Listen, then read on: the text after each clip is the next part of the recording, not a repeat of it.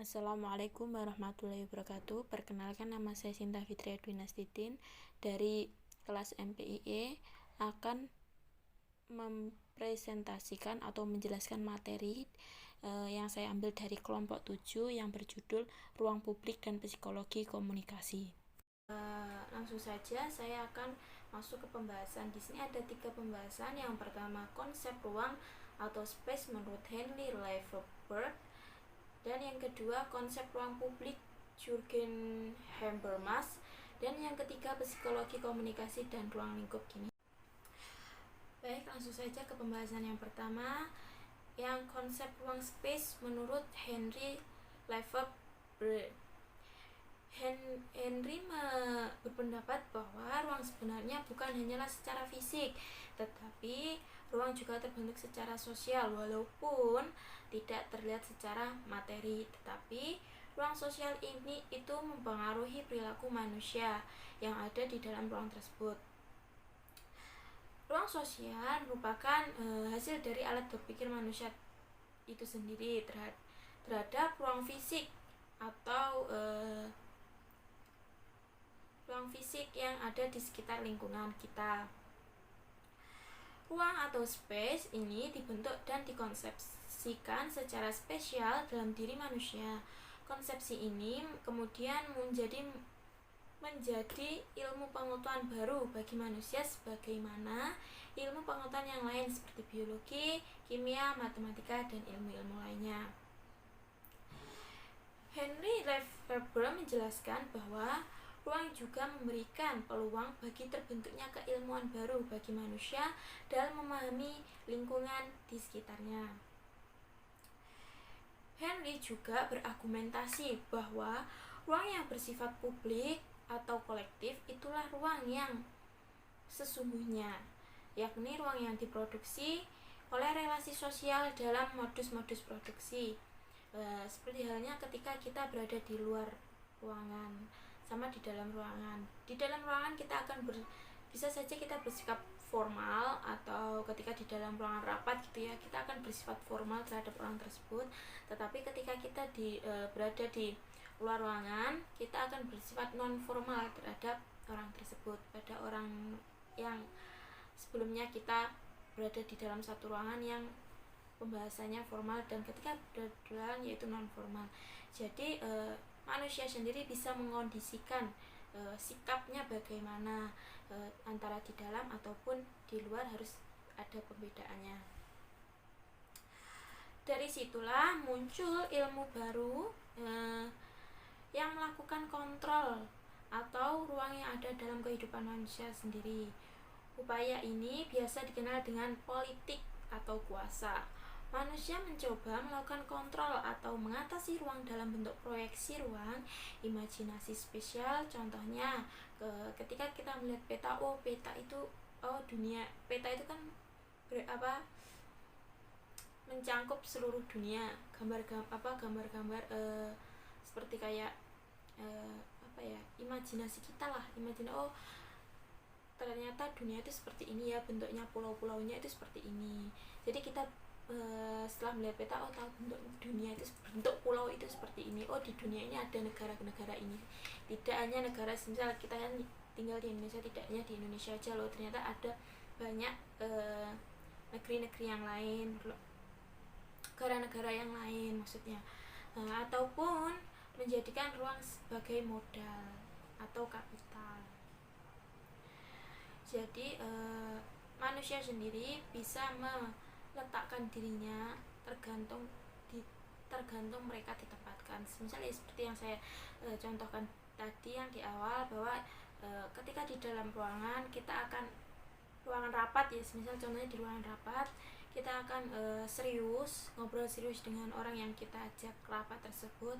Tetapi ketika di luar dengan orang yang kita ajak rapat tersebut, di luar ruangan rapat, kita akan ngobrolnya santai, tidak terlalu formal. Baik, selanjutnya saya akan membahas produksi ruang. Di dalam konsep ruang terdapat produksi ruang. Produksi ruang yaitu dibentuk secara tindakan sosial atau social action. baik secara individual ataupun kolektif. Tindakan sosial yang memberi makna pada bagaimana suatu ruang sosial tersebut dikonsepsikan oleh para pengisi atau yang menghidupkan ruang di dalam ruang tersebut. Produksi ruang sosial berkenaan dengan bagaimana praktik spasial mau diwujudkan melalui persepsi atas lingkungan yang dibangun melalui jaringan atau networks yang mengaitkan aktivitas-aktivitas sosial seperti pekerjaan, kehidupan pribadi, private life, dan waktu luang atau leisure. Lev Henry juga mendeskripsikan sebagai relasi yang bersifat dialektis antara ruang yang hidup, ruang yang dipersepsikan, dan ruang yang dikonsepsikan. Dan menurut Henry sendiri ada 3 rangkaian konseptual atas ruang. Yang pertama, praktik spasial atau spatial practice. Yang kedua, representasi ruang atau representation of space. Dan yang ketiga, ruang representasional atau representational space. Untuk yang pertama, praktik sosial. Praktik sosial ini mengacu pada produksi dan reproduksi hubungan spasial antara objek dengan produk. Hal ini turut menjamin berlangsungnya komunitas produksi ruang sosial dan kohesivitas. Dalam ruang sosial ini meliputi keterlibatan setiap anggota masyarakat yang memiliki hubungan atau keterkaitan tertentu terhadap kepemilikan atas ruang tersebut. Seperti ketika kita dalam ruangan yang ketika masuk ke ruangan yang formal tadi, yang masuk ke ruangan rapat tadi. Dan yang kedua, selanjutnya membahas tentang representasi ruang atau representation of space. Representation ruang tergantung pada pola hubungan produksi dan tatanan yang bertujuan untuk melaksanakan suatu pola hubungan tertentu atas pemakaian suatu ruang. Maka representasi ruang berkenaan dengan pengetahuan, tanda-tanda atau kode-kode, bahkan sikap atau suatu hubungan yang bersikap frontal, seperti ketika kita masuk ke dalam ruangan lab IPA. Kita di situ akan meneliti atau membuat kita akan praktek seperti membedah melihat bagian-bagian tubuh hewan seperti tikus, marmut, seperti itu, atau membuat sebuah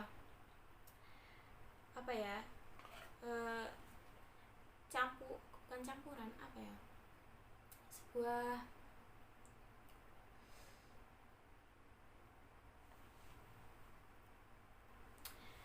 akan membuat seperti meneliti atau membuat reaksi antara zat kimia yang satu dengan zat kimia yang lain. Untuk selanjutnya yaitu ruang representasional atau representational space. Ruang representasional mengacu pada ruang yang secara nyata atau hidup dan berkaitan secara langsung dengan berbagai bentuk pencitraan serta simbol yang terkait dengannya. Hal ini termasuk bagaimana para penghuni ruang atau orang-orang yang menggunakan saling berinteraksi melalui praktek dan bentuk visualisasi di dalam suatu ruangan. Konsepsi atau ruang pun muncul berdasarkan berbagai pengalaman nyata yang dialami oleh setiap orang sebagai sebab akibat dari suatu hubungan yang bersifat dialektis antara praktik spasial dan representasi ruang. Ruang menjadi suatu secara khusus dipersepsikan oleh individu, kelompok, atau suatu masyarakat. Ruang ini seperti halnya ruang seperti antara kamar mandi cowok sama kamar mandi cewek kan akan berbeda. Itu akan menimbulkan sebuah bentuk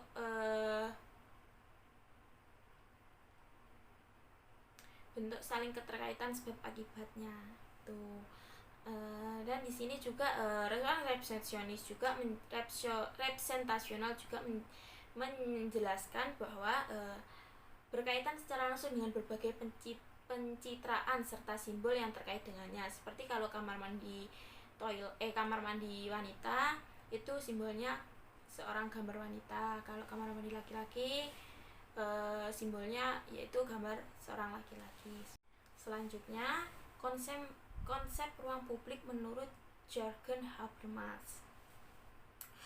Menurut Habermas, kemampuan untuk membuat klaim kebenaran tergantung pada ruang publik yang ditata secara demokratis sehingga mendekati situasi bertutur ideal. Istilah ruang publik dilacak secara historis oleh Habermas sebagai suatu ranah yang muncul dalam suatu fase spesifik masyarakat Bourgeois. Masyarakat Bourgeois adalah suatu ruang yang menengahi masyarakat dengan negara di mana publik mengorganisasi dirinya dan di mana opini publik terbentuk. Menurut Habermas juga, ruang publik ini membedakan antara dengan konsep ruang privat dengan konsep ruang biasa. Pemikiran Habermas mengenai ruang publik terpilah menjadi dua, yaitu konsep ruang publik Bourgeois dan konsep ruang publik dalam kerangka demokrasi deliberatif yang muncul dalam teks Between Force and Norms. Pemikiran Habermas mengenai ruang publik tersebut menyiratkan bahwa sifat dari ruang publik adalah eksklusif. Ia menempati posisi yang tunggal atau singular, yaitu Bourgeois berbeda dengan pemikiran yang pertama. Habermas dalam Between Facts and Norms menempatkan ruang publik sebagai ruang yang plural. Setiap komunitas dan kelompok masyarakat dapat membentuk ruang publiknya sendiri. Dalam memahami ruang publik terlebih dahulu harus memahami pengertian politik itu sendiri. Habermas membedakan antara dua jenis politik, yaitu politik informal dan politik formal. Politik informal merupakan jaringan untuk mengomunikasikan informasi dan sudut pandang yang di dalamnya berlangsung sebuah diskursus yang spontan dan bebas. Melalui diskursus tersebut, maka individu mampu membentuk identitas mereka secara deliberatif dan melancarkan opini-opini tentang isu publik. Sedangkan politik formal merupakan arena institusional dari komunikasi dan diskursus yang didesain secara spesifik untuk mengambil suatu keputusan. Dalam ruang publik politis, pesertanya harus melaksanakan investasi berupa pengakuan akan keadilan dan keberterimaan sebuah klaim. Deskripsi masalah kemudian menjadi tanggung jawab ruang publik agar deskripsi masalah terbukti bersifat publik, yaitu merupakan masalah bersama atau setidaknya masalah tersebut memerlukan sebuah penanganan, maka diperlukannya sebuah perumusan masalah. Istilah publik mengalami perubahan seiring dengan bentuk-bentuknya perkembangan masyarakat itu sendiri, dari masyarakat feodal hingga masyarakat liberal demokratik. Dalam masyarakat Yunani, publik diartikan secara sederhana sebagai kehidupan bersama. Secara konsep Jürgen Habermas tentang ruang publik terdapat dalam kenyataan struktur Wandel of Dinkel Osterschuhen zu einer Kategorie der bürgerlichen Gesellschaft, yang artinya perubahan struktur ruang publik sebuah kajian tentang kategori masyarakat Bourgeois. Habermas juga menyatakan bahwa ruang publik dimulai dari masa pencerahan Eropa. Ruang publik baginya suatu ruang yang menjembatani antara negara dengan masyarakat sipil. Ruang publik ini seperti ketika kita berada di luar. Ketika kita berada di mall itu kan kita berada di ruang publik yang kita bertemu dengan orang banyak, kita bisa melihat tingkah laku orang itu seperti apa sih ketika di ruang publik. Ketika kita berada di ruang publik yang banyak orang, ketika kita akan berbuat, dalam artian berbuat agak memalukan sedikit, pasti akan dilihat dengan orang banyak. Maka kita harus menjaga sikap ketika berada di ruang publik. Di samping itu juga media massa berperan menampung opini publik, malah justru memproduksi opini publik sendiri, seperti gosip-gosip para artis. Itu kan para media massa kadang memberikan kesimpulan sendiri tanpa melihat kenyataan yang ada, tanpa melihat bukti yang nyata itu bagaimana. Maka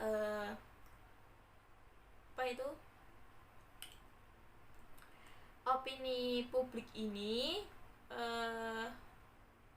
sangat-sangat menjadi problematika di kalangan masyarakat. karena banyak orang yang menggiring opini yang tidak benar, seperti media massa yang tadi yang saya jelaskan itu. Kadang masyarakat luas juga akan berpengaruh apa yang dikatakan media massa. Menurut masyarakat luas, media massa itu wah udah benar nih apa yang dikatakan, padahal apa yang diberitakan atau apa yang diberitahukan media massa kepada kita itu belum tentu ada benarnya dan belum tentu ada salahnya. Jadi kita harus memilah-milah apa yang diberikan, apa yang dikasih oleh media massa biar kita tidak menggiring opini yang salah. Ya, membahas tentang psikologi komunikasi dan ruang publik ini. Komunikasi memiliki arti luas yang menurut ahli komunikasi Jalaluddin Rahmat, yaitu segala penyampaian energi gelombang suara, tanda di antara tempat, sistem atau organisme. Dalam psikologi komunikasi sendiri dapat diartikan sebagai sebuah peristiwa sosial. Pengertian dari peristiwa sosial yaitu peristiwa yang terjadi ketika manusia berinteraksi dengan manusia lain dan mencoba menganalisis peristiwa sosial secara psikologi yang kaitan dengan psikologi sosial. Carl I. Hovland berpendapat bahwa ilmu komunikasi adalah upaya yang sistematis untuk merumuskan secara tegas asas-asas penyampaian informasi serta pembentukan pendapat dan sikap. Definisi ini menunjukkan bahwa dijadikan objek studi ilmu komunikasi bukan saja penyampaian informasi, melainkan juga membentuk pendapat atau public opinions dan sikap public attitude. Dalam kehidupan sosial memainkan peranan yang amat penting, bahkan dalam definisi khusus mengenai pengertian komunikasi sendiri. Hovland mengatakan bahwa komunikasi adalah proses mengubah perilaku orang lain. Terjadinya komunikasi sebagai konsekuensi hubungan sosial masyarakat paling sedikit terdiri dari dua orang yang saling berhubungan satu sama lain. Komunikasi ini biasanya terjadi antara individu dengan individu, individu dengan kelompok, dan kelompok dengan kelompok. Oleh karena itu, interaksi sosial akan mengakibatkan terjadinya proses sosial atau tindakan sosial yang melahirkan berbagai kebutuhan pola individu atau kelompok, baik perubahan sifat mental maupun material. Kemudian, psikologi komunikasi sendiri yaitu suatu proses memperoleh informasi tentang faktor lingkungan dan psikologis yang mempengaruhi atau menghambat dan menunjang sikap manusia. Selanjutnya, ruang publik. Ruang publik ini yaitu medan kritis masyarakat. Demo-demo menuntut keterbukaan informasi kepada pemerintah, birokrasi atau agama dengan harapan agar kenaifan menjadi pemikiran bernalar, perbedaan menjadi saling pengertian, barbarisme menjadi beradab, dan tirani menjadi demokrasi.